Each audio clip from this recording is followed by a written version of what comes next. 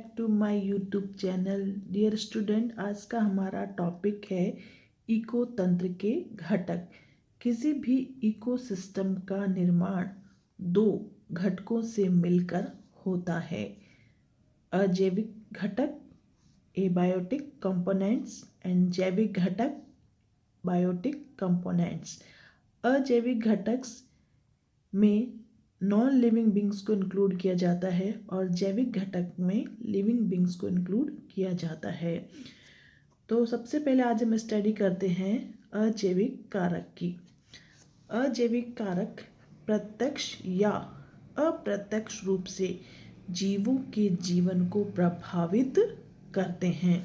For example, प्रकाश, पानी, वातावरण, मिट्टी, तापमान, वायुमंडलीय गैसें आदि।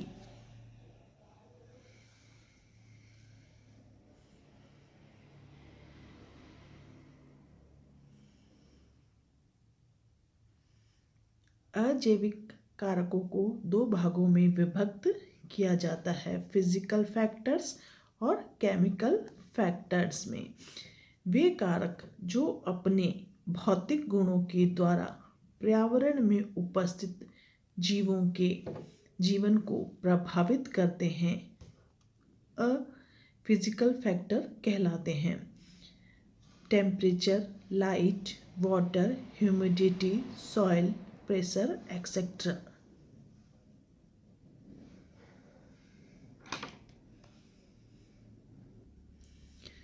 First, abiotic factors. टेम्परेचर। प्रत्येक प्राणी में टेम्परेचर को सहन करने की एक सीमा होती है जिसे ऑप्टिमम टेम्परेचर कहते हैं। टेम्परेचर की सहनशीलता के आधार पर प्राणियों को दो भागों में विभक्त किया गया है। यूरीथर्मल, वे प्राणी जो लंबे तापक्रम परिसर को सहन कर सकते हैं, यूरीथर्मल कहलाते हैं। For example, toad, oyster, lizard, humans. Human की जो ऑप्टिमम टेम्परेचर रेंज होती है वो 20 से 25 डिग्री सेंटीग्रेड होती है।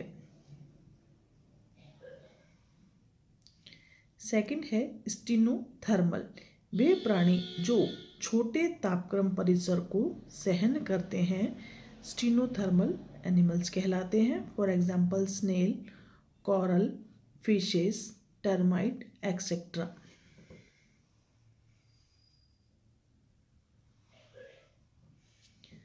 ताप सहने की सीमा या क्षमता के आधार पर पौधों को दो भागों में विभक्त करते हैं।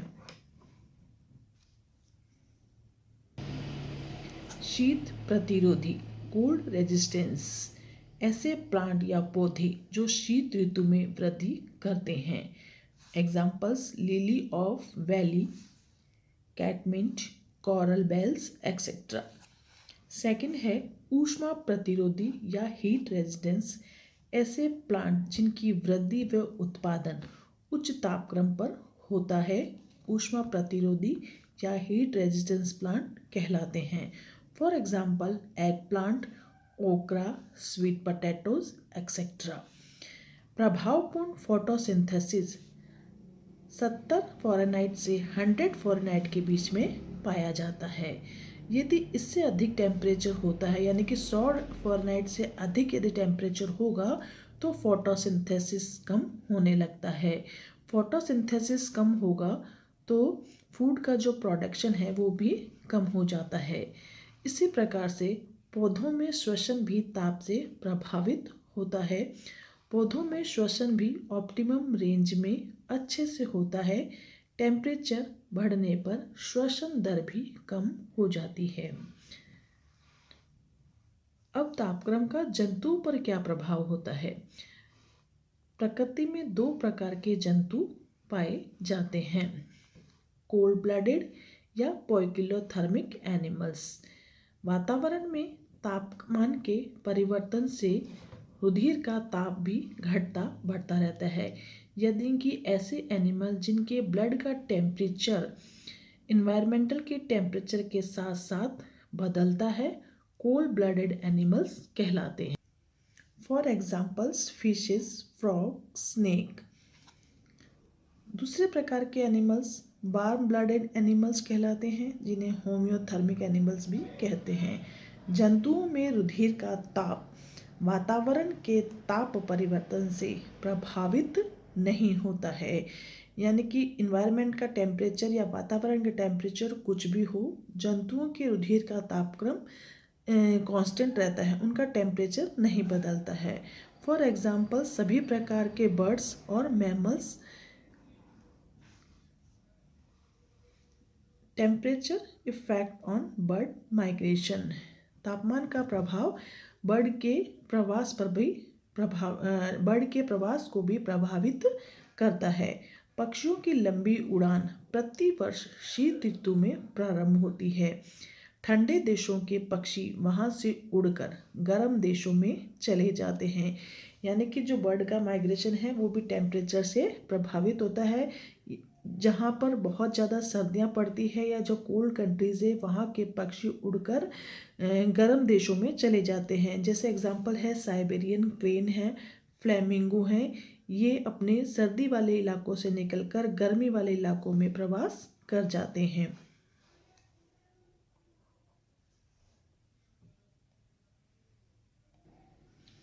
नेक्स्ट है इफेक्ट ऑन रिप्रोडक्टिव कैपेसिटी, यानी कि टेम्परेचर उसके जनन को भी प्रभावित, यानी कि जनन की जो कैपेसिटी है उसको भी प्रभावित करता है।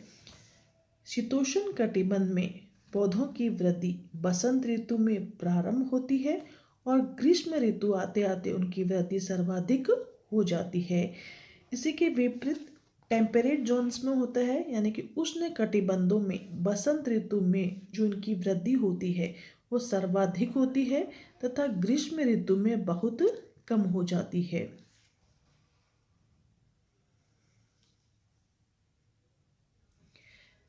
सेकंड एबायोटिक फैक्टर है लाइट। प्रकाश का स्रोत सूर्य है।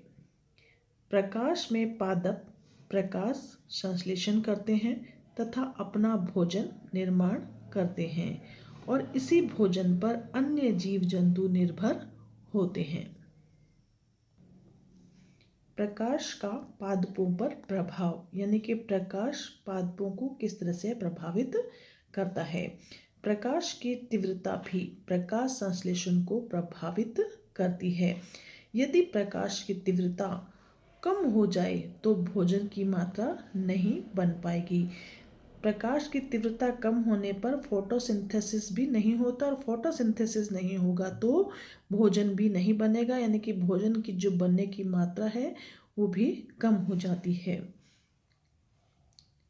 प्रकाश द्वारा ही स्टोमेटा का खुलना व बंद होना संचालित होता है या कंट्रोल होता है। प्रकाश पौधों की वृद्धि को भी प्रभावित करता है। कम प्रकाश में उगने वाले पौधों के तने नर्म तथा दुर्बल होते हैं क्योंकि इनमें जाइलम का विकास नहीं हो पाता। इस प्रकार के पौधों को सीजियोफाइट्स या सेट लविंग प्लांट्स भी कहते हैं। एग्जाम्पल्स है लाइकोपोडियम। दूसरे प्रकार के पौधे होते हैं जो धूप या तेज प्रकाश में उगने वाले होते हैं। इनके तने छोटे, मोटे और मजबूत होते हैं। इन्हें हीलियोफाइट्स प्लांट्स कहते हैं या सन लविंग प्लांट्स कहते हैं। इनका एग्जाम्पल्स है सनफ्लावर। प्रकाश पादपों की पत्तियों को प्रभावित करता है। बहुत सी पत्ता फसलें कृत्रिम छाया में उगाई जाती है। फॉर एग्जाम्पल्स तंबाकू की पत्तियों का उत्पादन कृत्रिम छाया में किया जाता है।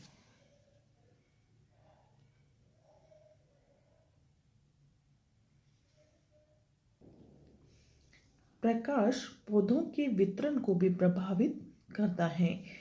ज़्यादा प्रकाश वाले क्षेत्रों में हिलोफाइट्स किस्म के पौधे पाए जाते हैं, अर्थात सॉल्ट टॉलरेंट प्लांट, यानी कि जिनमें सॉल्ट को टॉलरेट करने की पावर होती है। इस प्रकार के प्लांट ज़्यादा प्रकाश वाले क्षेत्रों में पाए जाते हैं। स्थल के अलावा जल में पौधों का वितरण भी प्रकाश कारक से प्रभावित होता है। जलीय सतह जहाँ तक प्रकाश पहुँचता है वहाँ पर ऑटोट्रॉफिक प्लांट यानी कि हरे पौधे जैसे एल्गी पाए जाते हैं। उससे लगभग 70 मीटर की गहराई पर 70 मीटर की गहराई पर जहाँ पर प्रकाश कुछ मात्रा तक ही पहुँच पाता है वहाँ पर फियोफाइसी और रोडोफाइसी प्लांट पाए जाते हैं।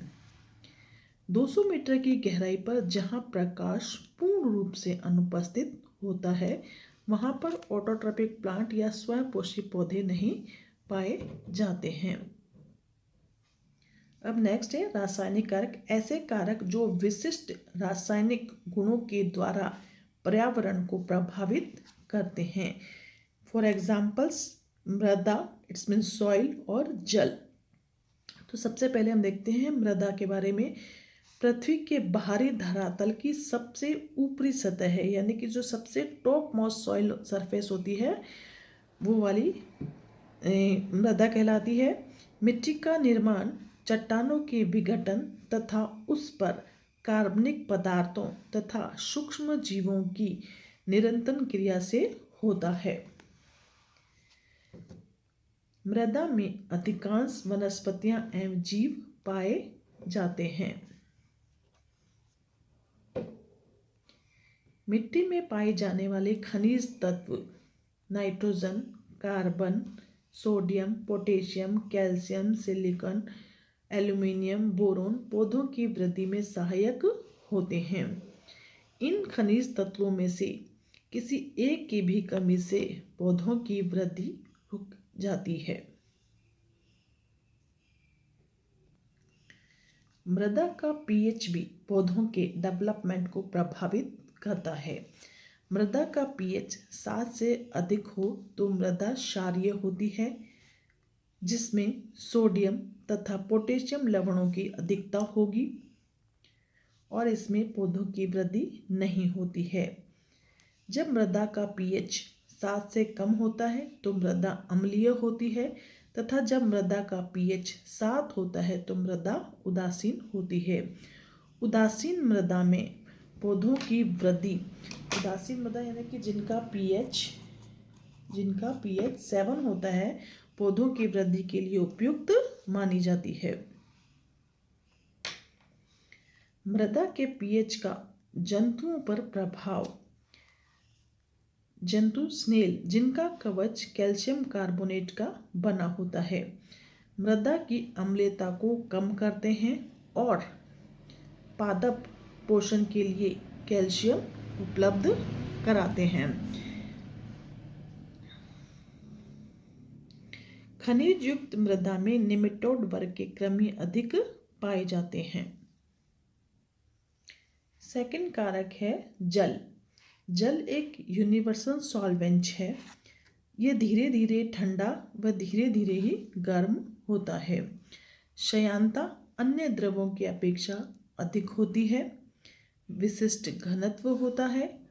पौधों द्वारा फोटोसिंथेसिस से भोजन निर्माण में जल एक आवश्यक तत्व है। जीवों द्वारा भोजन ग्रहण करने में भी वाटर आवश्यक होता है। जीवों के शरीर में भोजन का पाचन व संचार के लिए भी जल आवश्यक होता है। पौधे मृदा से खनिज तत्व भी जल के माध्यम से ही ग्रहण करते हैं। एबायोटिक फैक्टर के बाद हमारे पास है बायोटिक फैक्टर यानी कि जैविक कारक जिनमें पेड़ पौधे और जीव जंतु और मानव को सम्मिलित किया जाता है।